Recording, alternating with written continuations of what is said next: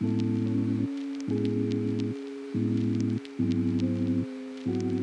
something about the first week of school, for teachers and students, of course, but also for parents. And when you combine that with a mild relocation, you're setting yourself up for failure when it comes time to reading. I started this blog with the highest goals and the most expectations of myself without factoring in real life things. I thought, you know what would be great? Let me pick up a couple new releases this week and just kind of mood read and have the theme be new releases and mood reading. And what did I do? I started, well, actually, on the Thursday prior to school starting and didn't finish it until the Sunday after. There was no additional books read this week. I'm glad that I didn't say that I was going to in any other place but this one. So now we have an expectation of one book being read. So when I complete that, we'll all be proud of me, right? Great. It was released on the Tuesday before. I picked it up on the 7th. So the 5th, is that right? Tuesday of the month. So this book was released on the 5th. I picked it up on the 7th. I said, this is a new release. Let me grab a couple other books that are releasing in this month and let me just vlog. I didn't vlog. Clearly, I wasn't really reading. What is this vlog? The Best of Intentions. Well, actually, is a romance that is following Eva and Riley. I always want to call him Cooper. His name's Riley Cooper. For some reason, my brain doesn't hear his first name is Riley. It hears the last name is Riley. Probably because I'm watching Big Brother. If you know, you know. Anyways, this is following Eva, who is the star of a show called Sausage Talk, in which they are eating hot dogs, this throwing back glizzies while talking to B-list, C-list, D-list celebrities. I have referred to this a few times, her podcast or her show, as a mix between the hot ones where they eat those spicy chicken wings or the hot sauces or whatever they're doing on that show. I watched a couple episodes, but I'm not really into pop culture. Despite my enjoyment of pop culture in books, I'm not like, I don't want to watch a bunch of celebrities eat chicken wings. So I've not really seen very much of it, but it reminds me of a mix of that. And then there's this other podcast where this girl is very stone-faced, like very still-faced, kind of bitchy on purpose. I believe that podcast is called Call Me Daddy or Call Her Daddy or something like that. Her shtick is that she's like very stone-faced, like she doesn't show much emotion. She's kind of bitchy. It's on purpose. And then they're eating hot dogs. So that's why I've crossed them. So she's going to do her thing. And one day, after a particularly interesting day of eating hot dogs for work, she goes home and she sees that her ex, Riley Cooper, who basically ghosted her in college, she knew that he was kind of gaining popularity on the internet for telling men, or telling women rather, basically, if this guy does this, he's not for you. And one day she sees a video and it was basically everything that he had done to her. So she stitched it, obviously, in a, as we all do, we're on the internet and we don't think anyone's going to see it. So we say some things, and she said some things, and she basically called him out. And next thing you know, they have to work together. This is, he's basically going to take her on 6 dates. Well, I don't know how many they actually went on. I stopped counting. The goal was 6 dates, and they were meant to recap it. But first, they have to eat sausages on her show and then recap it on his podcast. I'm about to start. Well, actually, I got this bookmark. I feel like it fits the occasion. I have no idea what to expect because, as usual, I did not read the back nor the synopsis, but I'm looking at these words, and I appreciate the fact that they're bigger than the last book that I read. I like a book with like big words on a page. It makes you feel like you're reading faster. That's why I like reading on my Kindle, because I can make the font bigger, and then I feel like I'm reading faster. It's the same amount of words. It doesn't make sense. But like when you're going through and you're turning pages, it just feels faster.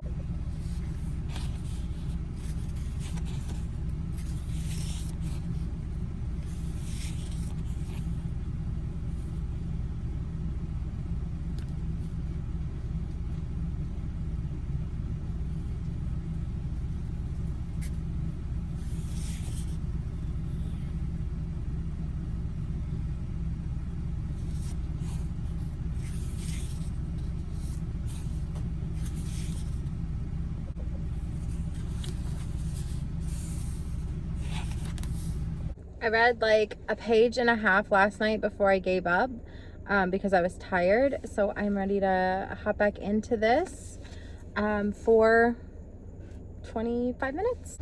I am 64 pages into this book, and my thoughts are that the like show element, like the thing that she stars in, it's like a mix between like the Hot Wings or like Hot Ones and Call Me Daddy, the one where that girl interviews people just the same way she's doing. Like they interview like B or C list celebrities and like kind of make fun of them. This is that plus Hot Wings. Like that's what the podcast element is, and I'm finding it really funny. Like some of it is like funny, and some of it's like pretty hysterical.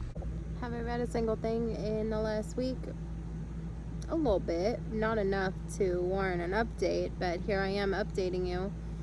I'm on page 100 something of Well Actually, but really I just wanted to show my makeup.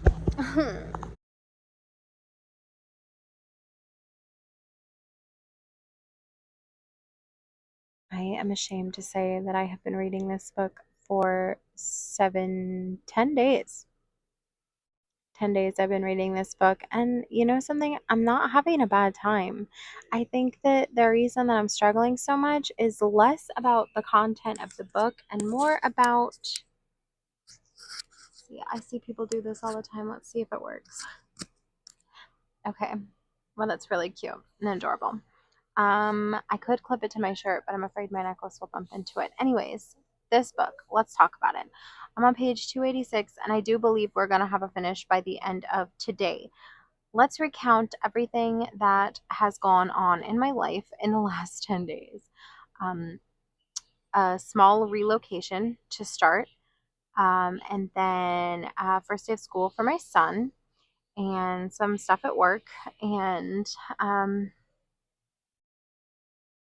we went to the movies, and this just the last 2 weekends have been so jam packed, and then to add school to it, it just wasn't a good time to start a good book because this is a pretty good book. I'm having a really good time. To me, this is funny. It is reading as like seriously unserious. Like the content of this book is so funny to me. Like there are these two people from college, and they had been like kind of dating, and they hooked up one time, and he is like teaching men how to not be asshats, and she has a talk show where she invites D-list and C-list and B-list celebrities on her show to eat freaking hot dogs, literally friggin' hot dogs, okay? It's called Sausage Talk. All right, that's her show. I think I had recently alluded to this being like a cross between Hot Ones and Call Her Daddy or whatever that podcast is. Eva is the main character, and the male main character is Riley, okay? So they like dated in college, and they hooked up, and it was bad. But he has, like I said, the podcast where he teaches men how not to be asshats. And so he basically gets on there and says, this is a red flag, this is a red flag, this is a red flag. If your man does any of these things, you should probably walk out. Well, she gets on the internet and she says, dude, you did all those things. Like, you are that guy. Like, you are that guy, pal. You are that guy. And so she puts it out there, like kind of like a TikTok like stitch or whatever. Like she stitched his video and then reposted like their video where he was talking and she interrupts him to talk over it. And the problem is that her show is actually on a like legit network, kind of like it's giving BuzzFeed vibes. It's called Sound Bites, but it gives like BuzzFeed-esque um, vibes to it. So she's working for this company. And so what she does in her free time on the internet when she's exposing a man, like it affects sound bites. So she has to essentially fix everything that's gone on. Everything that she said on the internet has to be like soothed over. And that's when they have a meeting. And then her boss suggests that they do a show together, obviously, based on the cover. This book at 386 pages. I'm having a really good time, and today's probably the most I've read in a really long time. I probably got 64 pages the first couple days, and then I've been slowly like reading a chapter or two a day. And then just yesterday, like last night, I read like maybe two or three chapters, and then today I read a couple. And so I've got just this little bit left, and I do believe I'm pushing through today. I do believe we'll conclude this vlog, unfortunately, with just one book read, but I mean, one book in 10 days, like that is good for some people, but it's terrible for me. So, what's the plan? The plan is complete this book and then check back in with my final thoughts. Right now, it's feeling like a high four. I mean, there's like just a few things it could do to push it over the edge for me. Also, side note, I love the background characters. Like her friends and his friends are like superb. Also, it's set in New York. And for some reason, my vibe lately has been books set in like a vibrant city like New York City or a town so small that everybody knows everyone's name. It's a population of like fucking four and they've got zero stoplights. So, my first thought when I come this close to the end at page 358 is how are you going to wrap this up in 8 pages? And, well, when I look at it, the very first words do one of my least favorite things, which is time jump. I'm okay with sometimes time jumping, but I really feel like if we had spent maybe 20 to 30 pages less in the book, we could have had 20 to 30 pages towards the end. And I don't know if this is an Abigail thing, if this is something that other people dislike, but I hate a last chapter time jump. I'm okay with a prologue, or not a prologue, a epilogue. I'm okay with an epilogue with a time jump, but a last chapter with a time jump kind of pisses me off. I'm not going to lie. That was it. Well, actually, this was a 4 star for me. Honestly, I could go to a 4.5 star.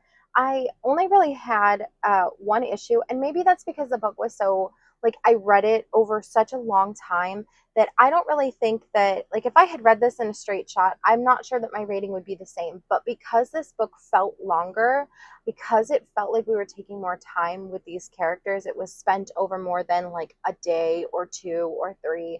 It felt like this book took its time. Maybe that's because it did, and maybe that's because I took my time reading it. But either way, it's definitely not a negative for me.